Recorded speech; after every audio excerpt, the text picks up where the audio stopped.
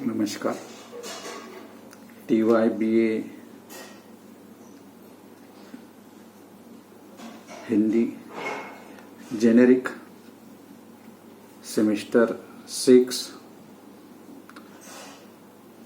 विषय का नाम खानदेश का लोक साहित्य जेनेरिक करके ये विषय रखा गया है।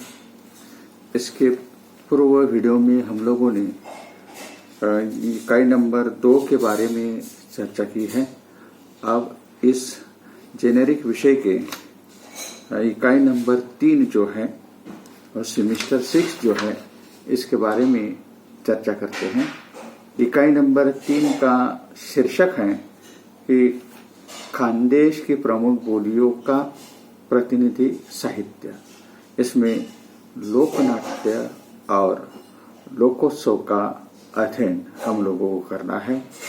पहले यूनिट में हमें मतलब इकाई नंबर 1 का उप यूनिट जो है अहिरानी बोली, प्रतिनिधि रूप में एक लोकनाट्य और एक लोकोत्सव का अध्ययन। दूसरी जो है लेवा बोली, प्रतिनिधि रूप में एक लोकनाट्य और एक लोकोत्सव का अध्ययन। और तीसरे जो है इसमें आदिवासी बोली, प्रतिनिधि रूप में एक लोकनाट्य और एक लोकोत्सव का अध्ययन हमें करना है। तो यहाँ ये जो है इकाई नंबर 3 कि खानदेश की प्रमुख बोलियों का प्रतिनिधिक साहित्य, ये जो है इसमें लोकनाट्य और लोकोत्सव इस यूनिट की तरफ हम मुड़ते हैं। सबसे पहले जो है अहिरानी बोली। अहिरानी बोली जो है कि अहिरानी बोली भाषा अपनी सहज क्षेत्र, निकटवर्ती तथा आसपास की भाषाओं से स्वाभाविक रूप से आदान प्रदान करती है। यह भाषा की सजीवता का ही लक्षण होता है। अहिरानी और मराठी में यह आदान प्रदान सहज है। गया, याद, नहीं, नजीक, पानी ऐसे कई समान शब्दों के मुद्दों नजर रखते हुए दोनों भाषाओं का यह आपसी लेन देन है। अहिरानी और हिंदी दोनों भाषाओं में न मतलब न बान का न और उच्चारण न जैसा होता है, मतलब न नल का जैसा होता है। दीर्घोच्चारित वर्णाक्षरों पर अनुस्वार दिया जाता है, जैसे मना, हृदय, व पर यहाँ अनुस्वार है। गान न पर यहाँ अनुस्वार है। नको, हासु, नारी, तू, हंसना पर कान। ये इस तरह यहाँ ये अहिरानी बोली है। और लोकनाट्य ये जो है अहिरानी का, ये इस लोकनाट्य के बारे में हम देखते हैं कि महाराष्ट्र में मध्ययुग से लोकमंच पर खेला जाने वाला यह प्रसिद्ध लोकनाट्य है। 16वीं 17वीं सदी की राजभाषा हिंदी थी। राजकर्ता भी हिंदी भाषिक थे। इसलिए खानदेश के लोकनायक ललित का मुख्य लोक कलाकार राजभाट हिंदी भाषा में बोलता है, तो गाँवभाट क्षेत्रीय बोली अहिरानी में बोलता है। और परंपरा से यही संहिता कायम हो गई है। महाराष्ट्र में मध्ययुग में लोकमंच पर खेला जाने वाला नाट्य प्रकार ललित गांव में खेला जाता है। सावन, भादो, अश्विनी के महीनों में खानदेश के सुदूर गांव देहातों में ललित खेला जाता है। हाँ, निश्चित रूप से पहले जैसे मुझे हुए कलाकार या वाला उत्साह नहीं रहा है, लेकिन छीट फूट मात्रा में क्यों न यह जो है ये उत्सव मात्रा में क्यों न हो, खानदेश में ललित खेला जाता है। उसकी लोकप्रियता कम नहीं हुई है। इसकी संहिता मौखिक रूप से परंपरा से चली आ रही है। जाहिर है वह मौखिक परंपरा ही विद्यमान होने के कारण समयानुसार उसमें परिवर्तन आता रहा है। ललित कथावस्तु अध्यात्म से संबंधित होती है।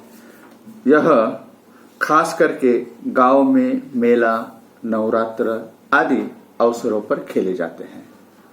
ललित मुख्यतः अध्यात्म संबंधी लोक कलाविष्कार है, साथ ही लोक मनोरंजन का भी उसका प्रमुख उद्देश्य होता है। इसमें धर्म तथा समाज जीवन का सुंदर सम्मिश्रण देखने को मिलता है। इससे सूत्रधार की प्रमुख भूमिका होती है। वह रंगमंच एवं प्रेक्षकों के बीच संवाद स्थापित करता है और संवाद के साथ साथ आगे बढ़ती रहती है। इसमें देवी देवता, उनके भगत, भाट और लोक संस्कृति के उपासक वासुदेव, ओतराज, वाघ्या मुरली आदि विविध पात्र कथा में रोचकता लाते हैं। कुछ लौकिक पात्र भी बीच बीच में झलकते हैं। ललित की अनेक मंडलियां होती है। नौटंकी के समान इसमें भी संगीत का अत्यधिक महत्व रहता है। संगीत में नाटकीयता, चुटकीले, संवादों का सहज प्रयोग होता है। एक रात में अनेक सॉन्ग खेले जाते हैं। इसमें वाघ्या मुरली का ललित अत्यंत लोकप्रिय है। ललित का मंच अत्यंत सहज साधारण होता है। संवाद के बीच बीच गायन होता है। कुछ लड़के ध्रुवपद गाते हैं।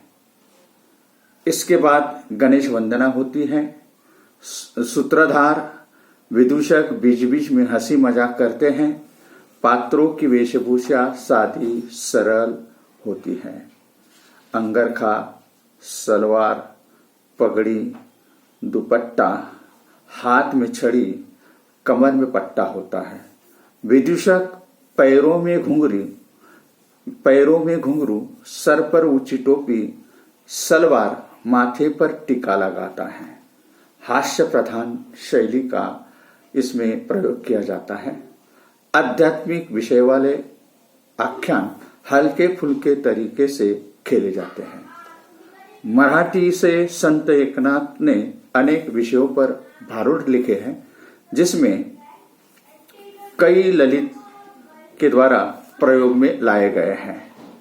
क्योंकि संतों ने लोक जीवन में अनेक दृष्टांत ग्रहण किए हैं, जिनका प्रयोग कठिन रहस्यमय बातों को समझाने के लिए होता है। ललित में भी इनका सहज प्रयोग किया जाता है। ललित के प्रभावपूर्ण संवाद देखिए, जिसमें हिंदी भाषा का प्रयोग होता है। इस प्रकार से ये ललित के प्रकार छड़ीवार, हम तो छड़ीदार हैं। सूत्रधार, हम तुम नौकरी करोगे? छड़ी, हाँ करोगे ना जनाब। सूत्र, क्या तनख्वाह लोगे? छड़ी, तुम क्या दोगे? सूत्र, हम 100 रुपए देंगे। छड़ी, 100 के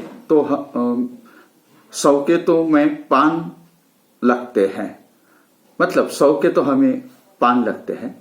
सूत्रधार तथा छड़ीदार हो या विदूषक, इनके बीच के संवाद जो है बहुत ही लंबे होते हैं।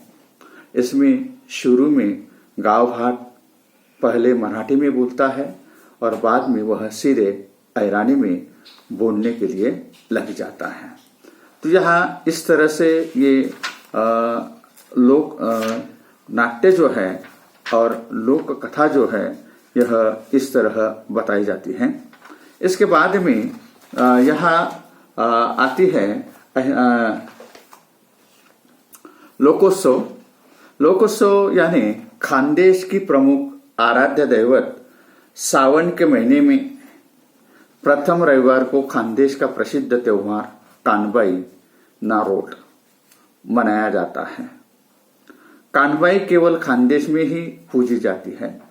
नंदुरबार जिले के शहादा, रुमली तथा बड़साने एवं साकरी तहसील के कासारे गांव में कानबाई के मंदिर देखने को मिलते हैं। खानदेश में लाड़वानी समाज कानबाई का मोगरा नामक एक विशिष्ट विधि का आयोजन करता है। कानबाई का उत्सव खानदेश का सबसे बड़ा एवं सबको अत्यंत लोकप्रिय उत्सव माना जाता है। कानबाई के रूप में नारियल को विविध गहनों से सजा धजा कर उसकी कलश पर स्थापना की जाती है। इस मंगलकरणी माता कान यानी पार्वती देवी की पूजा का विधान है। नारियल को कन्हेर कहा जाता है। कनेल सूरज का प्रतीक माना जाता है। कानबाई को गेहूं की मोटी मोटी रोटियां, जिसे रोट कहा जाता है, का नैवेद्य दिखाया जाता है। कानबाई के सामने एरंडे के तेल का दिया जलाया जाता है।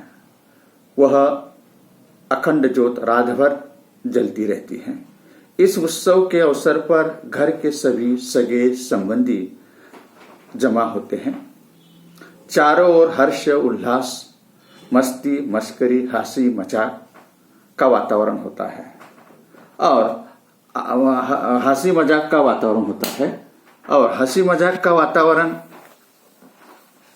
होने के साथ साथ रात भर जागरण किया जाता है तथा संपूर्ण रात कानबाई के गीत गाए जाते हैं। गीत गाने वाले में व्यक्तियों को खानके कहा जाता है। गीतों में कानबाई का मायका, ससुराल, उसके पति कान्हे, कानबाई से हलगी समान इस समय बजाया जाता है। रात भर जागरण के बाद सुबह कानबाई की विदाई का समय आता है। कानबाई की श्रृंगारिकता प्रतिमा का जुलूस निकाला जाता है। जिस मार्ग से होकर यह जुलूस गुजरता है उस मार्ग पर पानी या कुमकुम युक्त पानी छिड़का जाता है। चारों ओर मस्ती का वातावरण छा जाता है। सज धज कर स्त्री पुरुष जुलूस में शामिल होते हैं तथा कानबाई के सामने नृत्य भी करते हैं, गीत गाते हैं। जुलूस नदी की ओर बढ़ते जाता है। कानबाई की आरती की जाती है और सब लोगों को प्रसाद बांटा जाता है और बहते पानी में कानबाई को विसर्जित किया जाता है। इस प्रकार कानबाई 2 दिनों तक चलने वाला यह लोकोत्सव संपन्न होता है। कानबाई के इस लोकप्रिय लोकोत्सव के अवसर पर गाए जाने वाले गीत, जिसमें प्रार्थना की है कि पंचशेर की रोट बनाकर सबको खिलाऊंगी किंतु मेरी गोद भर दे। यहाँ इस तरह ये बताया गया है। आगे ये कानबाई माए, यह जो लोकोत्सव जो है, ये गीत में इस प्रकार गाया गया है कि कानबाई माए तुम न करस व रोट, खाली चालनी हायती पिकू दे मन पोट।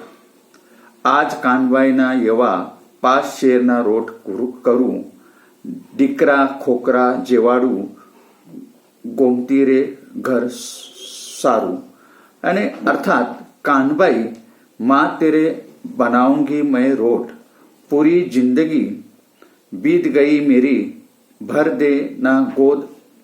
आज कानबाई का आगमन 5 शेर के रोट बनाऊंगी, सगे संबंधियों को खिलाऊंगी, गोमती किनारे घर बनाऊंगी आदि बातों का जिक्र ये अहिरानी में किया जाता है। और अहिरानी के बाद में आता है कि यहाँ दूसरी जो हमारी बोली है वो है लेवा बोली। लेवा बोली में लेवा प्रतिनिधि रूप में लोकनाट्य और लोकोत्सव का अध्ययन इसमें मनाया जाता है। लोकनाट्य लेवा बोली का लोकनाट्य का उल्लेख नहीं मिलता, किंतु आधुनिक युग में कुछ लेखक नाट्य छटा स्वागत संभाषण के रूप में लिख रहे हैं। आत्ताच्या आत्ता तोडीसन, इठलाबाई व खेकड्या आदि स्वागत नाट्यों का हिंदी अनुवाद यहाँ किया गया है। लोकोत्सव में कानुबाई एवं रोट, गुड़ी पाड़वा, नववर्ष आरंभ, पोंगल, होली आदि पारंपरिक और सामूहिक रूप में मनाए जाते हैं। कौन आहेरे तड़ी, शायद एक नाही तर दहा शिपाई हायती, पण एक ठिकाणावर अशीन तर खरं। परवा म्या हाफिस जोय जागतिक वृक्षारोपण दिनी एक रोप लायल होतं, ते आज काही दिसत नाही। काय म्हणले? शायद गावडी घुसली होती, तिनं खाई मारलं। बरोबर हे। तडी तुम्ही सर्वे हॉटेलात भजे खाले गेले असतील, तेव्हा आडी माह्या रोपाची जीव गेला। अरे रे रे, माह्या गरीब बिचारा धाकटस रोपट, त्याचा जीव तरी केवढा।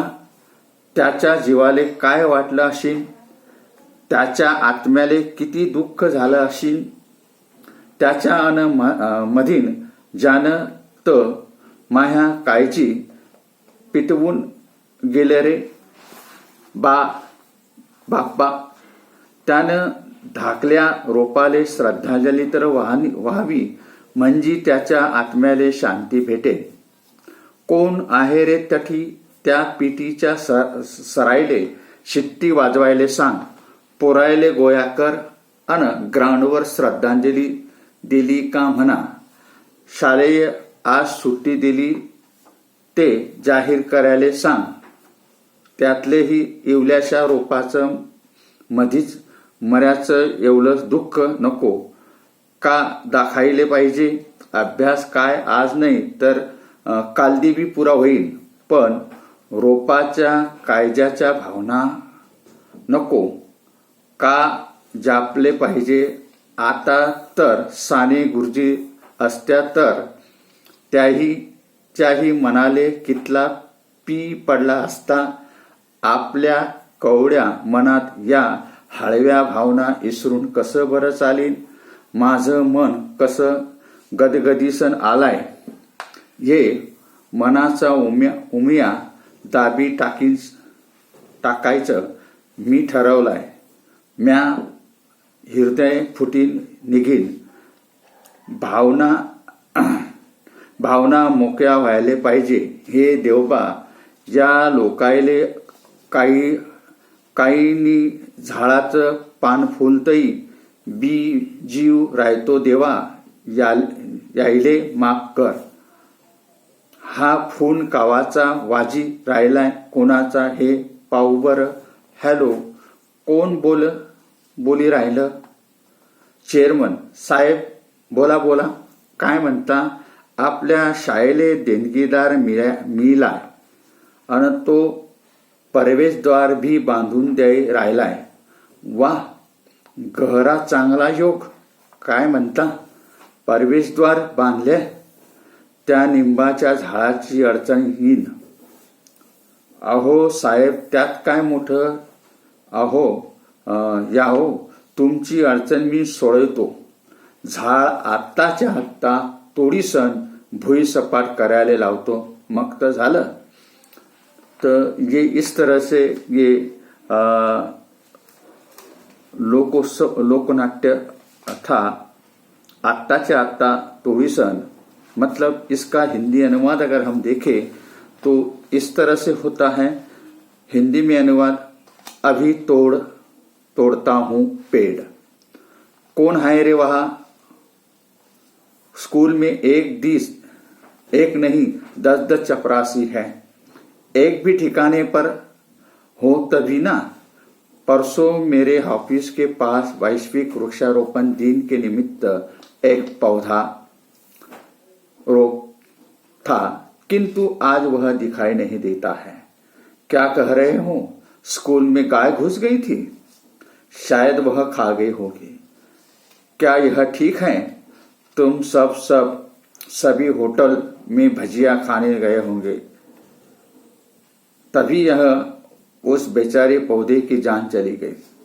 अरे मेरा गरीब बेचारा छोटा सा पौधा, उसकी जान भी तो कितनी सी।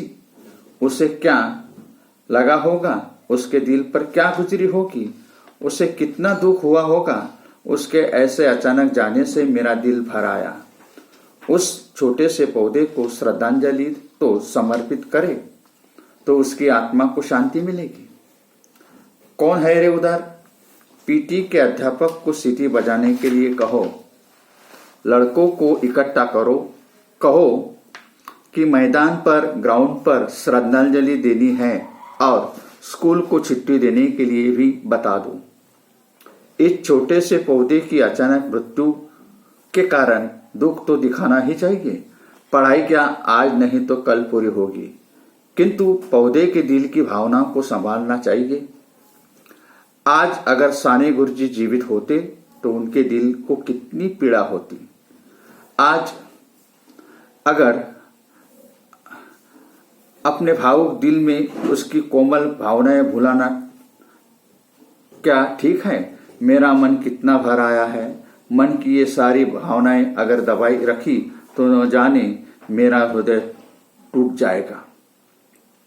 मन की दबी भावनाओं का विरेचन होना चाहिए। हे भगवान, इन लोगों की समझ में कब आएगा कि पेड़ पौधे फूलों से भी जान होती है। ये भगवान, इन लोगों को माफ कर दे कीजिए। ये कब से किसका फोन बज रहा है? हाँ, किसका? इधर दीजिए। हेलो हेलो, कौन बोल रहा है? चेयरमैन साहब। बोलिए बोलिए, क्या कह रहे हो? अपने स्कूल के लिए धनदाता मिल गया है और वह स्कूल का प्रवेश द्वार भी बंधवा देने वाला है। वाह वाह, कितना अच्छा योग है। क्या कह रहे हैं? प्रवेश द्वार बांधने में नीम की पेड़ की बाधा या अड़चन आएगी? अरे साहब, इसमें क्या बड़ी बात, इसमें क्या बड़ी बात। आपकी यह समस्या को मैं हल करूंगा। वह पेड़ अभी के अभी तोड़कर तबाह करने लगता हूं तो हो गया न अपना काम। तो इस तरह से ये लेवा बोली का यहाँ बताया गया है कि लेवा बोली किस तरह से बोली जाती है। इसके बाद में लेवा बोली का लोकोत्सव जो है, लेवा बोली का लोकोत्सव जो है इस तरह बताया जाता है।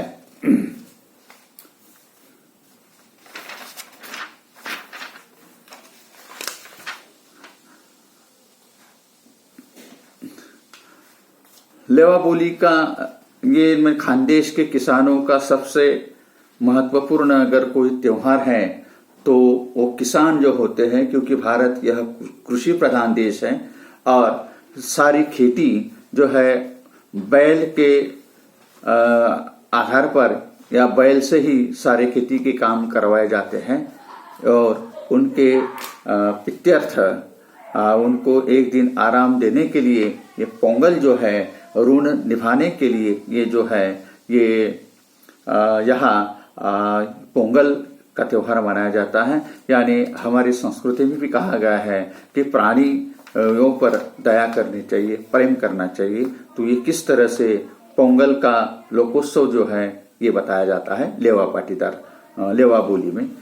किसानों की सहायता करने वाला बैल, उनके बलबूते पर ही सारे कृषि काम किए जाते हैं। स्पष्ट है कि बैलों पर ही किसानों का जीवन आधारित होता है। उनके प्रति श्रद्धा, कृतज्ञता की भावना व्यक्त करने का दिन है पोला।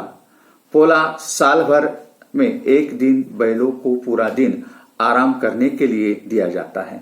ग्रामीण क्षेत्र में लेवा पाटीदार ही नहीं, अन्य किसान पोला त्योहार बड़ी खुशी से मनाते हैं। घरों घरों में बैलों का स्नान करवाया जाता है, उन्हें सजाया जाता है। इस काम में बैलों के प्रति आत्मीयता दिखाई देती है। बैलों की पूजा की जाती है और उन्हें पूरण पुली का नैवेद्य दिया जाता है।